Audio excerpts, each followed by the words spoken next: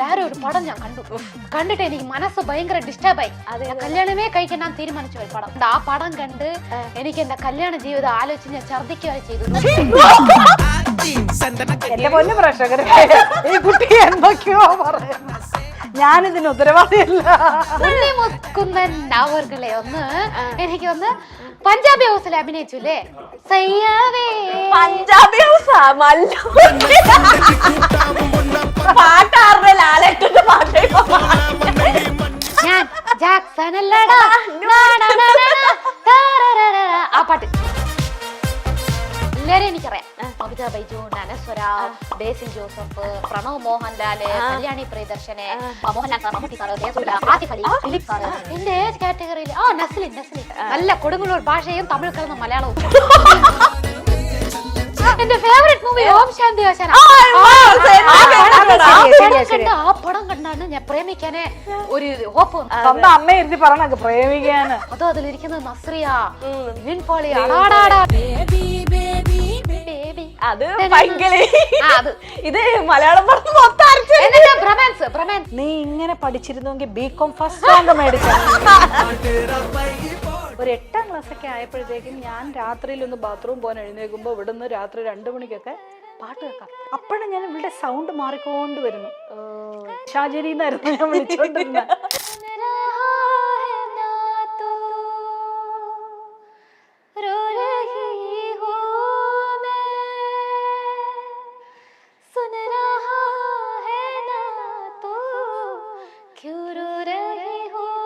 തന്നെ 3 പേരെ കണ്ടുപിടിച്ചിട്ടുണ്ട്. വളരെ മോശമായിട്ട് കണ്ടുപിടിച്ച് നോക്കുമ്പോൾ അവരെല്ലാം എനിക്ക് അറിയാവുന്ന ആൾക്കാർ. ഒരു 80 വയസ്സുള്ള ഒരു ലേഡി അതിന്റെ കൂട്ടത്തിലുണ്ട്. അത് എൻ്റെ ഒരു പഴയ സ്റ്റുഡന്റിന്റെ അമ്മയാണ്. ഹാർവിയോറ, the exclusive collection of adenium plants. ഇനി നിങ്ങളുടെ വീടിന്റെ അകത്തളങ്ങളിൽ ഹാർവിയോറ അഡീനിയം പ്ലാന്റ്സ് പുഷ്പിച്ചു നിൽക്കും. വെബ്സൈറ്റ് വഴി ഓർഡർ ചെയ്ത് കഴിഞ്ഞാൽ ഇന്ത്യയിൽ എവിടെയും ഫ്രഷ് ആയി ഞങ്ങൾ അഡീനിയം പ്ലാന്റ് നിങ്ങളുടെ വീട്ടിൽ എത്തിച്ചു തരും. കൂടുതൽ വിവരങ്ങൾക്കായി ഹാർവിയോറ വെബ്സൈറ്റ് സന്ദർശിക്കുക. എന്താണ് ശിവാങ്കി ആയിട്ട് ട്രാവലിന് ഇപ്പൊ കോൺസെർട്ടിന് കൊണ്ടുപോകുമ്പോൾ ഈ സ്റ്റേജിൽ പെർഫോം ചെയ്യാൻ കയറൂലോ, അപ്പൊ ആസ് എ മദർ എന്ന നിലയിൽ ഭയങ്കര ടെൻഷൻ ആണോ അഭിമാനമാണോ എങ്ങനെയൊക്കെയാണ്?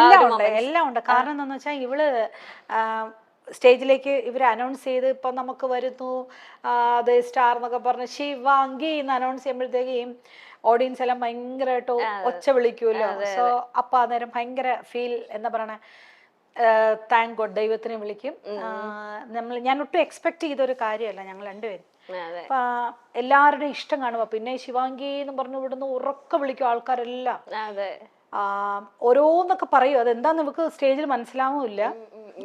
ശിവാങ്കി ഐ ലവ് യു എന്നൊക്കെ ആയിരിക്കും വിളിച്ചു പറയണേ. അപ്പൊ അത് ഓഡിയൻസിനിൽ ഞാനിരിക്കും. അത് കേൾക്കുമ്പോ ഭയങ്കര സന്തോഷം. ഇപ്പൊ ചേച്ചി തന്നെ പാടിയ പാട്ട് രാരയൊക്കെ പാടുമ്പോഴത്തേനും ആ ഒരു സമയത്ത് ഇപ്പൊ സ്വന്തം മോള് ഇങ്ങനെ പാടുന്നു, ഇത്രയും വലിയ മ്യൂസീഷ്യന്റെ ഒക്കെ കൂട്ടത്തിൽ പാടുന്നു എന്നൊക്കെ കേൾക്കുമ്പോ ആ ഒരു ഫസ്റ്റ് ടൈം ചേച്ചി പാടിയ ആ ഒരു അത്രയും ഐക്കോണിക് ആയിട്ടുള്ള സോങ് ശിവാങ്കി പാടി കേട്ടപ്പോ ആക്ച്വലി ഞാൻ പോയില്ല ഇതുവരെ. ഞാൻ ഇവള് പാടി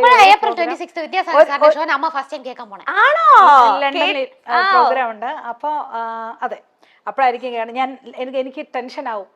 അത് കാരണം ഞാൻ പോവില്ല. ഞാൻ കൂടെ ആൾക്കാരെ ഒക്കെ പറഞ്ഞു വിടും. എന്റെ നീസ് എല്ലാരും പോകും, ഞങ്ങൾ രണ്ടും പോകത്തില്ല. ഇത് ഇപ്പൊ റീസെന്റ് പോയാലൊന്നും ഉള്ളൊരു ആരാ പാടിയിട്ടില്ല. അപ്പൊ ഞാൻ മിക്കവാറും ചിലപ്പോ ഒരു ചീഫ് ഗസ്റ്റ് ആയിട്ട് അവിടെ അപ്പൊ എന്നോട് പാടാൻ പറയാം. അപ്പൊ ഞാനൊരു 4-5 വരി പാടുന്നുള്ളതേ ഉള്ളൂ. ശിവാങ്കി പാടി ഇനി കേൾക്കണം. പക്ഷെ നിറയെ വീഡിയോസ് ഉണ്ടാവും അതിന്റെ എല്ലാം. സോ അത് ഭയങ്കര അതൊരു ഫാമിലി സ്വത്ത് ഞങ്ങളുടെ പറഞ്ഞിട്ടാണ് പാടുന്നത്. 20 വർഷമായി.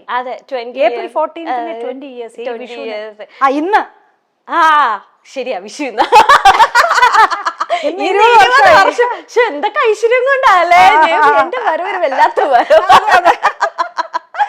ചേച്ചി 5ാം വയസ്സിലാണ് പാടി തുടങ്ങിയത് പാട്ട്. അങ്ങനത്തെ ശിവാങ്കി എത്രാം വയസ്സിലൊന്ന് മൂളി തുടങ്ങിയതും കാര്യങ്ങളൊക്കെ?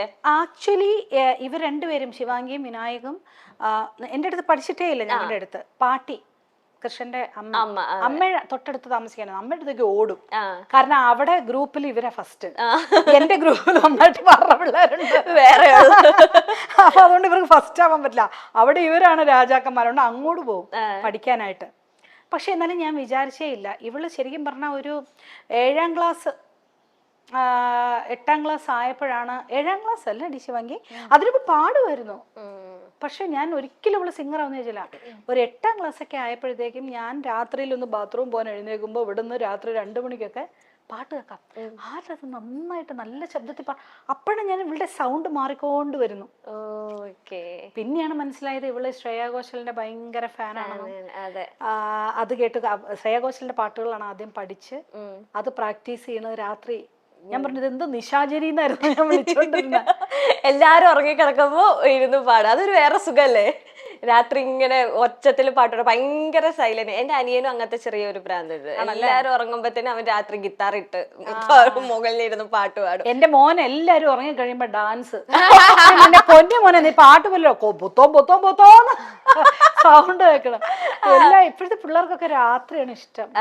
ഈ ശ്രേയാ ഘോഷലിന്റെ കാര്യം പറഞ്ഞപ്പോഴാ ഗലാട്ടയിൽ ഒരു ഇന്റർവ്യൂ എടുത്തപ്പം ശ്രേയാ ഘോഷൽ എന്തൊക്കെയാ പറഞ്ഞത് ശിവാംഗിയെ പറ്റി.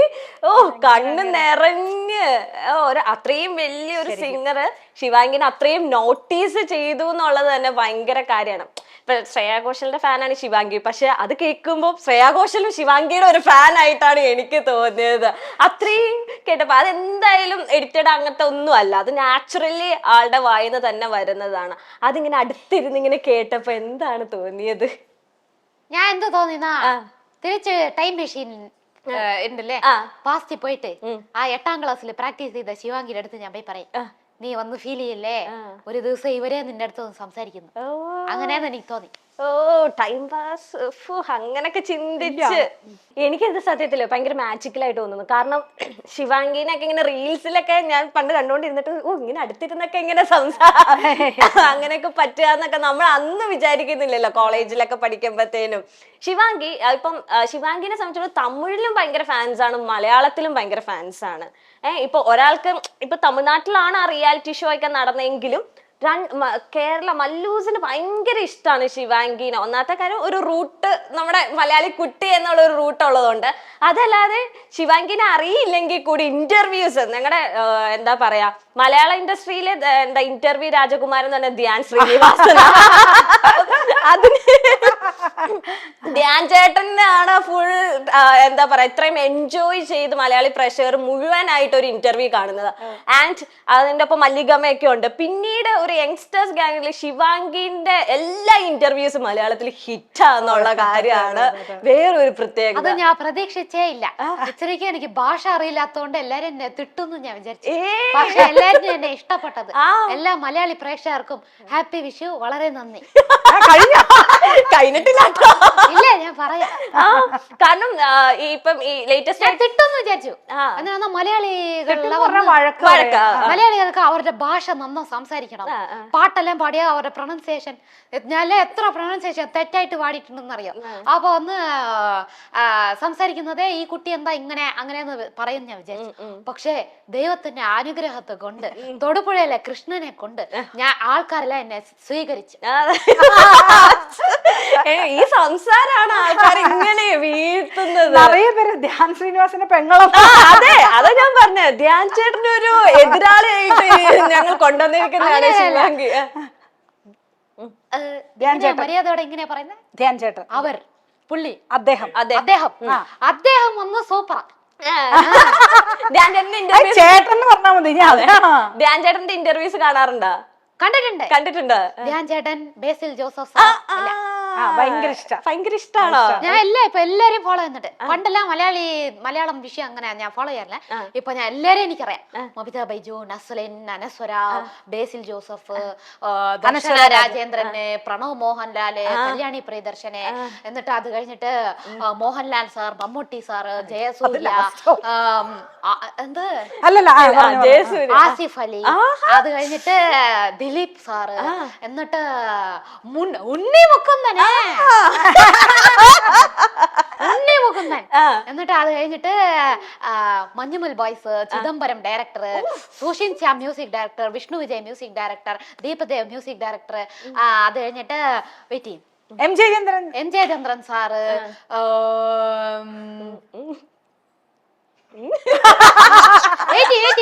എനിക്കറിയാം ഞങ്ങൾ സമ്മതിച്ചു. ആ. ആ, ഇല്ല, ഇല്ല ഇല്ല ഇനി ആൾക്കാർ കുട്ടി പറയട്ടെ.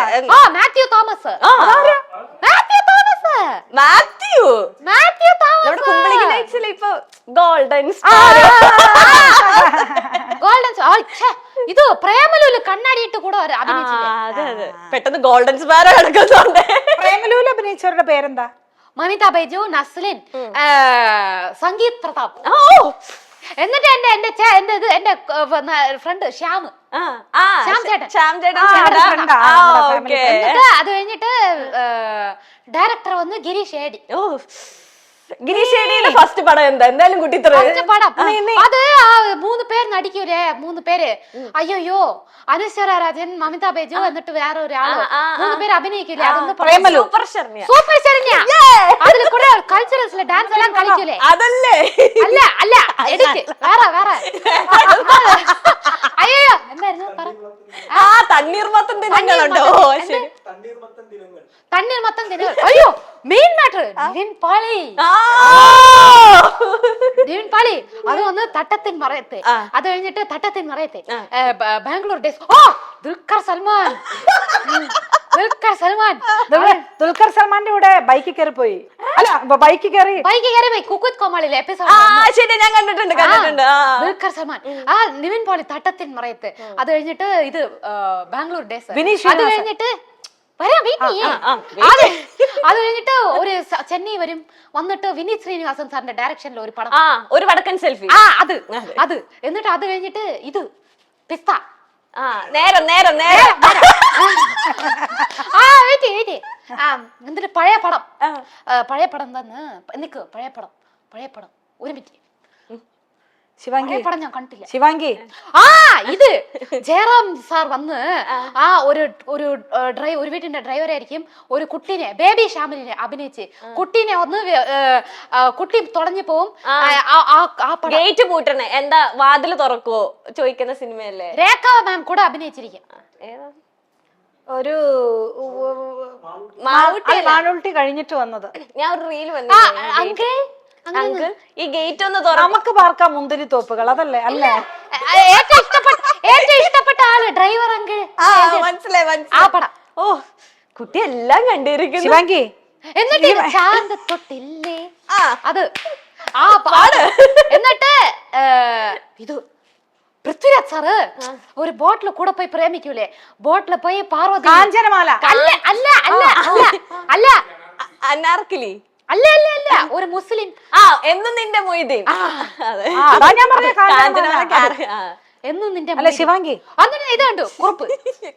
അതെ, നീ ഇങ്ങനെ പഠിച്ചിരുന്നെങ്കിൽ ബികോം ഫസ്റ്റ് റാങ്ക് മേടിച്ച. നീ ഇത്രയും അതിൽ എത്രയോ ക്വസ്റ്റ്യൻ ഉണ്ടായിരുന്നു. പൂരിപ്പിക്കുക അല്ലെങ്കിൽ കറക്റ്റ് ആയിട്ട് ഉത്തരം എഴുതുക ബ്രാക്കറ്റില്. നീ അതിൽ നിന്ന് സെലക്ട് ചെയ്തിട്ടുണ്ടോ? എന്നിട്ട് വേറെ ഒരു പടം ഞാൻ കണ്ടു. കണ്ടിട്ട് എനിക്ക് മനസ്സ് ഭയങ്കര ഡിസ്റ്റർബായി. കല്യാണമേ കഴിക്കാൻ ഞാൻ തീരുമാനിച്ചു ഒരു പടം, ഉള്ളൊഴുക്ക്. അങ്ങനെ ഒരു പടം ഉണ്ടോ? ഞാൻ കണ്ടു. എപ്പോ? മനസ്സിൽ ശോകമായിരിക്കുമ്പോ ഞാൻ പടം കണ്ടു. ശോകമായിരിക്കുമ്പോ വേറെ ആ പടം കണ്ട. ആ പടം കണ്ട് എനിക്ക് എന്റെ കല്യാണ ജീവിതം ആലോചിച്ച് ഞാൻ ഛർദിക്കുക വരെ ചെയ്തു. ഛർദിച്ച് എല്ലാം ഞാൻ ചെയ്തു. സത്യമായിട്ട് എനിക്ക് ഒരുമാതിരി പേടിയായി പോയി. അയ്യോ എന്റെ ജീവിതം ഇങ്ങനെ ആയിപ്പോയി എന്താവും. ആ പടം കണ്ടിട്ടില്ലല്ലോ അല്ലേ? ഞാന് സത്യം പറയാം, ഒരു പടങ്ങളൊക്കെ കണ്ടിട്ട് ഒരുപാട് വർഷങ്ങളായി. ഒന്ന് എന്റെ ഒരു ടൈറ്റ് ഇതാ, നമ്മള് ഞാനും ഹസ്ബൻഡും നമ്മള് ഒരു ഇന്റർനാഷണൽ ഗ്ലോബൽ അക്കാഡമി പോലെ. അപ്പൊ ഓരോരോ കൺട്രിയിൽ അതിന്റെ സമയത്ത് ഞങ്ങൾക്ക് ക്ലാസ്സും കാര്യം ഉണ്ടാവും. അതില്ലെങ്കിൽ ഷൂട്ടിംഗ് കാണും, അതില്ലെങ്കിൽ ട്രാവൽ കാണും, അതില്ലെങ്കിൽ കച്ചേരി കാണും. അങ്ങനെ പോയിക്കൊണ്ട് ഇതൊന്നും ഇല്ലെങ്കിൽ ഞങ്ങളുടെ പോലെ ഇന്റർവ്യൂസ് ഉണ്ട്. എന്നിട്ട് വിനീത് ശ്രീനിവാസൻ കുട്ടി എന്റെ ഫേവറേറ്റ് മൂവി ഓം ശാന്തി ഓശാന. ആ പടം കണ്ടാണ് ഞാൻ പ്രേമിക്കാനെ ഒരു ഹോപ്പ് വന്ന്. ചെറിയ കുട്ടി വലിയ ആള് സ്വന്തം അമ്മ ഇരുത്തി പറഞ്ഞ പ്രേമിക്കാന്. അതോ അതിലിരിക്കുന്നത് നസ്രിയ, നിവിൻ പോളി. അടാടാടാ അതോ ആ റോളർ കോസ്റ്റർ വഴിയായി ഇങ്ങനെ നിവിൻ പോളിയുടെ എൻട്രി വന്ന് ആഹാ അങ്ങനെ ഒരാൾ എന്നെ ചെയ്യുമെന്നൊക്കെ ഞാൻ ആലോചിച്ചിട്ടുണ്ട്. പ്രേമം പ്രേമം കണ്ടു. പ്രേമം കാണാതെ ഒരു ആ മനുഷ്യനുണ്ടോ പ്രേമം. എന്നിട്ട് തമിഴ്നാട്ടിലെ ഹിറ്റായ തമിഴ്നാട്ടില് ഞാൻ ഇപ്പൊ സ്കൂൾ പഠിച്ചോണ്ടിരുന്നു എല്ലാരും ഫെയർവെൽ ബ്ലാക്ക് ഷർട്ട് വേഷ്ടി അത്ര നാൾ വേഷ്ടി ഇടാത്ത ആൾക്കാര് വേഷ്ടി താടിയില വെച്ച് ഒരുപാട് പേര് മറ്റൊന്നും തമിഴ് ആൾക്കാർ മലയാളം കാണാറില്ല. മലയാളീസ് തമിഴ് പടം കാണുന്നുണ്ടല്ലോ. ഇപ്പൊ ഒരുപാട് പേര് തമിഴ് ആൾക്കാര് മലയാളം. എന്നിട്ട് ഇവര് സൗബിൻ സൗബിൻ ജാക്സൺ അല്ലടാ ആ പാട്ട് അമ്പിളി അത് റീസെന്റ് കണ്ടത് സൗബിന്റെ മഞ്ഞുമൽ ബോയ്സ് അവര് ഇപ്പൊ ഇതിൽ നടിക്കുന്നുണ്ട് കൂലിയില് എനിക്കിതിന്റെ എനിക്ക് പോലീസിന്റെ വരക്കൂടി എല്ലാ പടവും അറിയാം. എമ്പുരാൻ കണ്ടില്ല, ടിക്കറ്റ് കിട്ടിയില്ല. അങ്ങനല്ല, ടൈം കിട്ടിയില്ല. എമ്പുരാൻ വരുന്നു, എന്നിട്ട് ഇത് വരുന്നു ജിംഖാന ക്ലബായ്, എന്നിട്ട് ഈച്ച പടം വരുന്നു ഫ്ലൈ. എനിക്ക് എല്ലാ പ്രേമലു 2 വരുന്നു. അന്ന് മലയാളത്തിൽ ഒരു ആക്ട് ചെയ്തൂടെ? ആക്ട് എന്നെ ആരെങ്കിലും വിളിക്കൂ. സംസാരിക്കുന്നത് ഇങ്ങനെയാ, പക്ഷെ എന്നെ പഠിപ്പിച്ചെന്നാ ഞാൻ അഭിനയിക്കും. ആരുടെ പേരാണെന്ന് ആഗ്രഹം? എന്തൊരു കളച്ചിരിയൊക്കെ ഉണ്ട്. എന്റെ ഏജ് കാറ്റഗറിയിൽ നസ്ലിനെ ഞാനിപ്പോ ഇന്റർവ്യൂ എടുത്തേ ഉള്ളൂ. എനിക്ക് നസ്ലിൻ ആലപ്പുഴ ജിംഖാനയുടെ നല്ല കൊടുങ്ങല്ലൂർ ഭാഷയും തമിഴ് കലർന്ന മലയാളവും സൂപ്പർ ആയിരിക്കും പടം.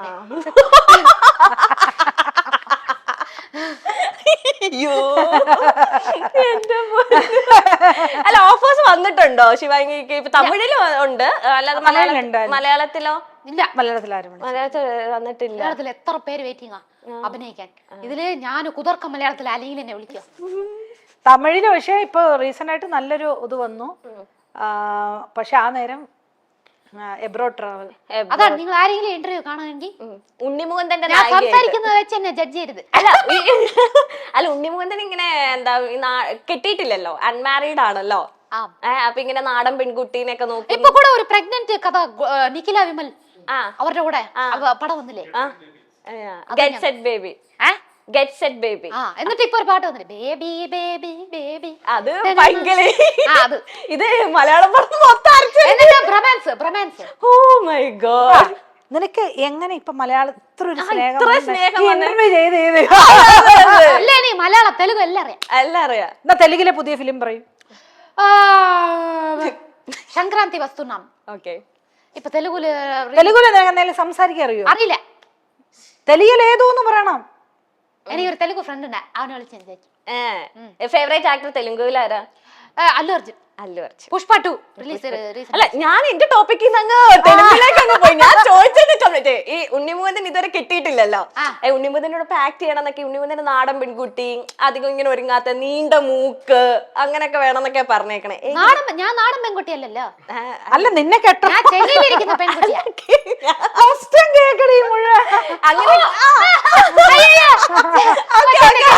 അപ്പൊ മനസ്സിൽ എന്തോ ഉണ്ട്. എനിക്ക് ആരുടെ മുകളിൽ അതില്ല. ഹോപ്പ്ലെസ് എന്താ? ഹോപ്പ്ലെസ് അതിന് ഇങ്ങനല്ലല്ല. അപ്പൊ ഇങ്ങനെ ഒരുപാട് ഫാൻസ് ഈ ഉണ്ണിമുകുന്ദനുണ്ട്. ഉണ്ണിമുകുന്ദനാണെങ്കിൽ കിട്ടുന്നുമില്ല. കേട്ട ഈ ക്വാളിറ്റീസ് ഒക്കെ ഇപ്പൊ എനിക്ക് പെട്ടെന്ന് നോക്കിയപ്പോ ശിവാംഗി. ഒരു മിനിറ്റ്, നീണ്ട മുക്കുന്നു ഉണ്ണിയോ മുക്കുന്ന പറഞ്ഞെന്താ? പറഞ്ഞു. അതറിഞ്ഞില്ല കുട്ടി, ഞാൻ നീണ്ട മുക്ക്. എത്ര വയസ്സുണ്ട് സാറിന്? സാറിന് എത്ര വയസ്സുണ്ട്? സാരി എങ്ങനെ ചേട്ടൻ? ചേട്ടനാ? എല്ലാരും അവിടെ ചേട്ടനാ വിളിക്കണേ. അവിടെ ചേട്ടൻ വിളിക്കാം. അണ്ണാന്ന് വിളിക്കുന്ന പോലെ അവിടെ ചേട്ടൻ. ഉണ്ണി അണ്ണ. ഇവിടെ അണ്ണാന്നാ അണ്ണ, അവിടെ ചേട്ടന്നാ ഭർത്താവിനെ കൂടെ ചേട്ടന്ന് വിളിക്കും. അങ്ങനെ. അത് കുഴപ്പമില്ല. ഞാനൊരു ഇതിലെടുത്തിരിക്കാം. ഞാൻ ഇനി ആരും ചേട്ടയോ ചേച്ചിന്നോ വിളിക്കാൻ പോകും. ഉണ്ണി സാറ്. ഉണ്ണി തമ്പിന്ന് വിളിക്കാം. ഉണ്ണി അദ്ദേഹം. ഉണ്ണി അദ്ദേഹം അങ്ങനെ കാണണതേ. അപ്പൊ ഉണ്ണി അദ്ദേഹത്തിന് എത്ര വയസ്സെന്ന് അറിയത്തില്ല. 30+. അപ്പൊ സെറ്റ് ആവില്ല. ഇത്ര ഏജ് ഗ്യാപ്പ് നല്ലതല്ലേ? അപ്പൊ ഒരു ബേബിനെ പോലെ കൊണ്ടുവരും. പീഡിയാട്രിക്കിനല്ലേ മെച്ചൂർ ആകുമ്പത്തേനും നമ്മൾ കുറച്ച് ഇമ്മെച്ചൂർ ആയാലും കുഴപ്പമില്ലല്ലോ. ഞാൻ നല്ല യൂത്ത് ആയിരിക്കുമ്പോ അവർക്കെല്ലാം വയസ്സായി പോയില്ലേ? ഇത് കേൾക്കണ ഉണ്ണിമുകുന്ദനോ? ഇല്ല, എന്റെ പൊന്നു പ്രേക്ഷകരെ, ഈ കുട്ടി എന്തൊക്കെയോ പറയുന്നു. ഞാനിതിന് ഉത്തരവാദിയല്ല. എന്റെ മോളാന്നുള്ള ഒരു ടാഗ് ലൈൻ ഉള്ളു. അതല്ലേ ഫാക്ട്. ആ കാലത്തിലല്ലേ എന്തിനാ ഇത്ര ഏജ് ഗ്യാപ്പുള്ള ആൾക്കാർ? പക്ഷെ ഇന്നത്തെ കാലത്ത് അങ്ങനെയൊന്നുമില്ല. ഇന്നത്തെ കാലത്ത് ഇപ്പൊ നിന്റെ അമ്മയെ കണ്ട 50 വയസ്സ് തോന്നുന്നു. അപ്പൊ നമ്മ ഏജ് ഉണ്ടെങ്കിലും അത് നമ്മളങ്ങനെ മറച്ചൊക്കെ. അതെ, കാണാൻ എന്ത് ഭംഗിയാന്ന് നോക്ക. ഉണ്ണി മുകുന്ദൻ അവർകളെ ഉണ്ണി മുകുന്ദൻ അവർകളെ ഒന്ന് എനിക്ക് ഒന്ന് പഞ്ചാബി ഹൗസിൽ അഭിനയിച്ചുല്ലേ? സയ്യാവേ പഞ്ചാബി ഹൗസാ? പഞ്ചാബി ഹൗസിൽ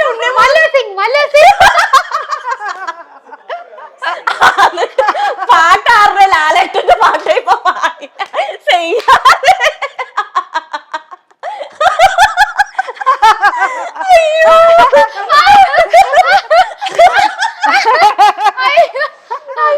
പഞ്ചാബി ഹൗസ് പറഞ്ഞിട്ട് ലാലേട്ടന്റെ പാട്ടു. ഓക്കെ, അത് പഞ്ചാബി ഹൗസാ. ഓ ശരി. മല്ലു സിംഗിലെ പാട്ട് അറിയില്ല. മല്ലു സിംഗ്, സമൃദ്ധ സുനിൽ അഭിനയിച്ചില്ലേ? ഞങ്ങള് 10 വർഷം മുമ്പ് ഞാൻ കൊടുങ്ങല്ലൂരില് സിനിമയില് കണ്ടു. തിയേറ്ററിൽ കണ്ടു. അപ്പൊ തൊട്ട് എനിക്ക് ഇഷ്ടം. അപ്പൊ തൊട്ട് ഇഷ്ടം. 10 വർഷം മുന്നേ ഒരു ഇഷ്ടം കുട്ടിക്ക് മനസ്സിലുണ്ട്. എന്തുകൊണ്ട് തിരിച്ചറിയാതെ പോയി? അതാ ഞാനിപ്പോ ഈ ഇന്റർവ്യൂക്ക് എന്നെ കാരണം പലതും ഞാനിനി ഇടക്കിടക്ക് വരാം. ഓരോ വർഷം കൂടുമ്പോ ഞാൻ വരാം. മനസ്സിലുള്ളതെല്ലാം ചോർത്തിട്ട് ഞാനങ്ങ് തന്നിട്ട് അങ്ങ് പോകും. ഇത് കഴിഞ്ഞിട്ട് ഒരാള് വന്ന് ഇന്റർവ്യൂ എടുത്തിട്ട് ഇല്ല. നമ്മളെല്ലാരും കെന്നയും നമ്മുടെ ഒരേ വൈബുള്ള ആളാണെന്ന് മനസ്സിലായി. നമ്മുടെ മനസ്സിലൊന്നുമില്ല. സത്യം, എന്റെ അത്രേ ഉള്ളൂ. അതുകൊണ്ട് പല അബദ്ധങ്ങളും എനിക്കും പറ്റാറുണ്ട്. എനിക്ക് അബദ്ധമോ നമ്മളിങ്ങനെ മനസ്സിൽ വിചാരം അർത്ഥം വേറെ ആയിരിക്കും. പക്ഷെ ഞാൻ അപ്പൊ വരുന്നത് അങ്ങ് അപ്പൊ പറയും. എന്നോട് പലരും ചോദിക്കും, ഇപ്പൊ ഞാൻ പിള്ളേർക്ക് മോനും എല്ലാ കാര്യങ്ങളും അവരെന്നോട് പറയും. നമ്മളോട് ഞാൻ പറഞ്ഞു, എന്ത് ചെയ്താലും അച്ഛനോടും അമ്മയോടും പറയാവുന്ന കാര്യങ്ങളെ, നമ്മളോട് ഈസി ആയിട്ട് സംസാരിക്കാൻ പറ്റുന്ന കാര്യങ്ങളെ നിങ്ങൾ ചെയ്യാവുള്ളൂ. അപ്പൊ അവര് പിള്ളേർ രണ്ടുപേരും ഇങ്ങനെയൊക്കെ പറയുന്നുണ്ടെങ്കിലും അവര് എങ്ങനെയാന്ന് നമുക്കറിയാം. ഞാൻ പിന്നെ ഒരുപാട് സ്ട്രിക്റ്റോ അങ്ങനെയൊന്നുമല്ല ഞങ്ങൾ രണ്ടുപേരും. കാരണം ലോകത്തിന്റെ പല പല കാര്യങ്ങളും നമ്മൾ കേൾക്കുമ്പോൾ ഇപ്പൊ ഒന്നും വേണ്ട, മറ്റേ തായ്ലൻഡില് വന്നു, അതില് ഓരോരോ ന്യൂസൊക്കെ കണ്ട ഓരോന്ന്. അപ്പം ലോകം എന്ന് പറയുന്നത് നമ്മൾ സീരിയസ് ആയിട്ട് അത്ര എടുക്കേണ്ട ആവശ്യമില്ല. ഞാൻ എപ്പോഴും ആലോചിക്കും, ഒരുപാട് പേര് ഇപ്പോൾ ഈ സോഷ്യൽ മീഡിയ നെഗറ്റീവ് കമൻസ്, എന്തിൻ്റെ ആവശ്യം? എല്ലാവർക്കും ഹാപ്പി ആയിട്ട് ഇരുന്ന് കൂടും. മറ്റൊരാളെ ക്രോശിക്കോ ചെയ്യോ, എന്തിന്റെ ആവശ്യം? എല്ലാവർക്കും ഒരുപാട് സന്തോഷമായിട്ട് ഇരിക്കാൻ പറ്റും അല്ലേ? അതെ, സത്യം. ഇപ്പൊ ചേച്ചി ഇവിടെയും ഇപ്പൊ തമിഴ് മീഡിയയിലും മലയാളം മീഡിയത്തിലും സജീവമായിട്ട് ചോദിക്കുക, എങ്ങനെ ഇവരുടെ ഈ രണ്ട് മീഡിയസിന്റെ സൈബർ ബുള്ളിങ് എങ്ങനെ വ്യത്യസ്തതാണോ അതോ രണ്ടും ഈക്വൽ ആണോ? എങ്ങനെയാന്ന് നോക്കിക്കാണുന്നത്? എനിക്ക് to be frank with you, touch wood, ഇവിടെ അങ്ങനെ അത്രയും സൈബർ ബുള്ളിങ് വന്നിട്ടില്ല. ഇല്ല. അങ്ങനെ ഇവര് ആരെങ്കിലും രണ്ടോ മൂന്നോ പേര്, നേരെ മറിച്ച് അവിടെ എനിക്ക് ഇവിടെ 3 ആണെങ്കിൽ അവിടെ 300 കേരളത്തിൽ. അത്രയും ഉണ്ട്. പക്ഷെ 3 ലക്ഷം പേര് ലവും ചെയ്യുന്നുണ്ട്. അപ്പൊ നമ്മൾ എന്ത് ചെയ്യണം? ലവ് മാത്രം നോക്കിയാൽ മതി. ഇത് ഞാൻ തന്നെ 3 പേരെ കണ്ടുപിടിച്ചിട്ടുണ്ട്. വളരെ മോശമായിട്ട് ഞാൻ തന്നെ കണ്ടുപിടിച്ചിട്ടുണ്ട്. കണ്ടുപിടിച്ച് നോക്കുമ്പോ അവരെല്ലാം എനിക്ക് അറിയാവുന്ന ആൾക്കാരാണോ?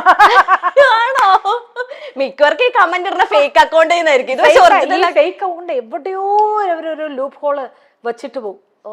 അതിന്ന് കണ്ടുപിടിക്കുമ്പോ ഏറ്റവും കൂടുതൽ എനിക്ക് വിഷമകരമായ അയച്ചത് എനിക്ക് അറിയാവുന്ന ആൾക്കാരാണ്.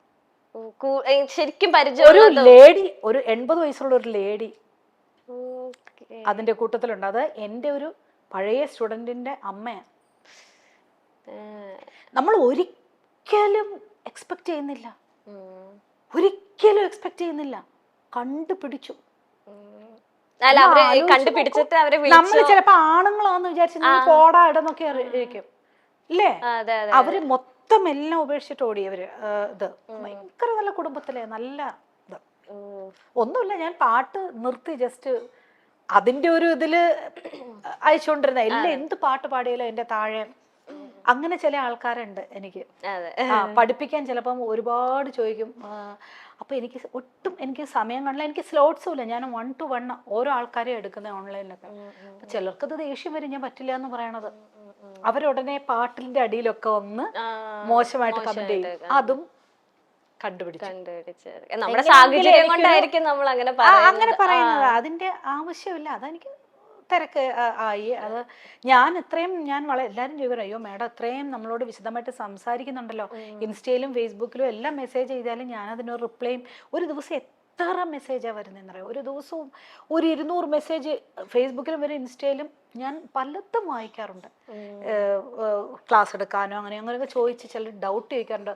എനിക്ക് അറിയാൻ പാടില്ലാത്ത ആൾക്കാർക്ക് ഞാൻ ഡൗട്ട്സ് ക്ലിയർ ചെയ്ത് കൊടുക്കാറുണ്ട്. അവരെ ചോദിക്കും, ഞങ്ങൾ ചുമ്മാ ചോദിച്ചാൽ മാഡം പറയുന്ന എക്സ്പെക്ട് ചെയ്തില്ല, പക്ഷേ അവരൊരു വലിയൊരു പ്രശ്നത്തിൽ നിൽക്കുന്നു, ചിലപ്പം വോയിസ് പരമായിട്ടോ അല്ലെങ്കിൽ അത് എനിക്ക് ചിലപ്പോൾ രാത്രി 2 മണിക്കൊക്കെ ആയിരിക്കും കൊടുക്കുന്നത്. അപ്പം അങ്ങനെ ഞാൻ ആ കാര്യമൊക്കെ നോക്കാറുണ്ട്. പക്ഷേ പിന്നെ മേക്കപ്പിന്റെ കാര്യത്തിലും ഒക്കെ ഞാൻ ഒരുപാട് കേട്ടിട്ടുണ്ട്.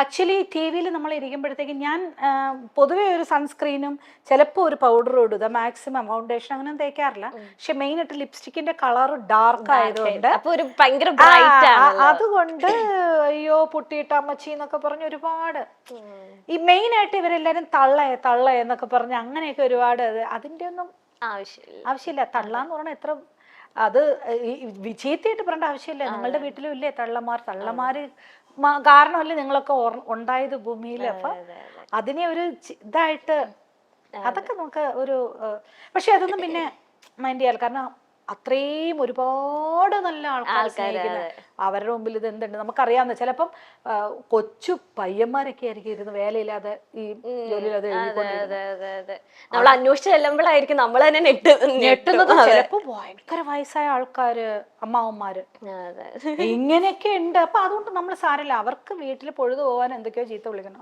പോട്ടെ. പക്ഷെ ഇതുവരെ തമിഴിൽ അങ്ങനെ എനിക്ക് തോന്നുന്നു ഇപ്പൊ കൃഷ്ണകുമാർ സാറിനെയും ചേച്ചീനെയും വെട്ടിക്കാനായിട്ട് എന്ന് വെച്ചാൽ നിങ്ങൾ സൗത്ത് ഇന്ത്യയിൽ തന്നെ കച്ചേരി ടുഗദർ ആയിട്ട് നടത്തുന്ന ഒരു കപ്പിൾസ് നിങ്ങൾ രണ്ടുപേരുടെ. എനിക്ക് തോന്നുന്നു ഒരുപാട് സ്റ്റേജുകൾ അല്ലേ, എണ്ണം എന്ന് പറയാനേ ഇല്ല, അത്രയും സ്റ്റേജുകളിൽ നിങ്ങൾ കച്ചേരി പ്രോഗ്രാംസ് നടത്തുന്നതാണ്. അപ്പൊ ആ ഒരു എനിക്ക് തോന്നുന്നു കച്ചേരി എന്ന് വെച്ചപ്പോ മറ്റു സോങ്ങിനെ പോലെ അല്ല, ഇപ്പൊ മാം തന്നെ പറയുന്നതൊക്കെ ഞാൻ കേട്ടിട്ടുള്ള ദൈവത്തിന്റെ ഒരു അനുഗ്രഹമാണ്. കാരണം ദൈവഗീതങ്ങളാണ് കച്ചേരിയിലൂടെ പ്രസന്റ് ചെയ്യുന്നത്. അപ്പൊ നിങ്ങളുടെ പ്രാക്ടീസിങ് ഒക്കെ എങ്ങനെയാണ് ഒരുമിച്ചുള്ളത്? സത്യം പറഞ്ഞാൽ പ്രാക്ടീസ് അങ്ങനെ വലുതായിട്ട് നടക്കുന്നില്ല. ആക്ച്വലി ഏറ്റവും കൂടുതൽ പ്രാക്ടീസ് ചെയ്യേണ്ടത് കപ്പിൾ കച്ചേരി ചെയ്യുമ്പോഴാണ്. കാരണം 2 വീട്ടിൽ നിന്ന് വന്ന ആൾക്കാരാണ്, 2 അച്ഛനമ്മമാരുടെ മക്കളാണ്, 2 സ്വഭാവമാണ്. ഈ സ്വഭാവങ്ങളും എല്ലാം ഇതിനെയും ഒന്ന് ചേർത്ത് വേണം പോവാനായിട്ട്. ഇപ്പൊ ഞാൻ ഭയങ്കര എന്റെ സ്വഭാവം എന്ന് പറഞ്ഞാൽ ഇതുപോലെ ചിരിച്ചും കളിച്ചും ജോളി ചെയ്യാൻ അത്ര ഇഷ്ടമുള്ള ഒരാളാണ്. പുള്ളി ഭയങ്കര കുറച്ച് റിസർവ്ഡ് ആയിട്ടുള്ള ആൾക്കാരാണ്. അപ്പം സ്റ്റേജിലും ആ 2 എണ്ണവും ഒത്തുചേർന്ന്. പിന്നെ ശ്രുതി എന്ന് പറയുന്നത് ആണുങ്ങളുടെ ഹൈ ആണ്, നമ്മളുടെ ഇതാണ്. അപ്പം ഞാൻ അദ്ദേഹത്തിന്റെ ശ്രുതിയിലാണ്, ഹൈ ശ്രുതിയിലാണ് പാടുന്നത്. പാഠാന്തരങ്ങൾ തന്നെ ഒരു പാട്ട്, ഒരു കീർത്തനം തന്നെ 2 രീതിയിലുള്ള ലേണിംഗ് ആയിരിക്കും. അദ്ദേഹത്തിന്റെ ഗുരുവിന്റെ അടുത്ത് നിന്ന് കൊച്ചിലെ പഠിച്ചത്. ഇതിനെ ഒന്നാക്കണം. പ്രാക്ടീസ് ഒരുപാട് വേണ്ട കാര്യമാണ്. അതേസമയം 2 സിസ്റ്റേഴ്സും 2 ബ്രദേഴ്സും ആണ് ഒരമ്മയുടെ മക്കളാ. അത്രയും കുഴപ്പമില്ല. അതൊക്കെ വലിയ ആണ്. എന്നാലും ഞങ്ങൾ ആ ഒരു അണ്ടർസ്റ്റാൻഡിങ്ങില് അങ്ങ് ഈ അച്ഛന്റെ അമ്മയുടെ ഏത് ക്വാളിറ്റിയാ ശിവാംഗിക്ക് കിട്ടിയേക്കുന്നത് ഏറ്റവും അധികം? അപ്പാടെ ആ റിസർവ്ഡ് സൈലന്റ് അത് എനിക്കും കിട്ടിയിട്ടുണ്ട്, അമ്മയുടെ ഈ ചറപറയും കിട്ടിയിട്ടുണ്ട്. അത് രണ്ടും കൂടെ കളിച്ചപ്പോ അല്ലെ ഒരു അടിപൊളി ശിവാംഗി ആയിട്ട് ഇപ്പൊ രണ്ടും സൈലന്റ് ആവുമായിരിക്കും, സംസാരിച്ചോണ്ടേയിരിക്കും. ഡിപ്പെൻസ് ആണ്. അതുകൊണ്ട് ഞാൻ കുറെ നേരം സംസാരിക്കൂല, അതുകൊണ്ട് സൈലന്റ് ഇരുന്നോട്ടെ എന്ന് വിചാരിക്കും.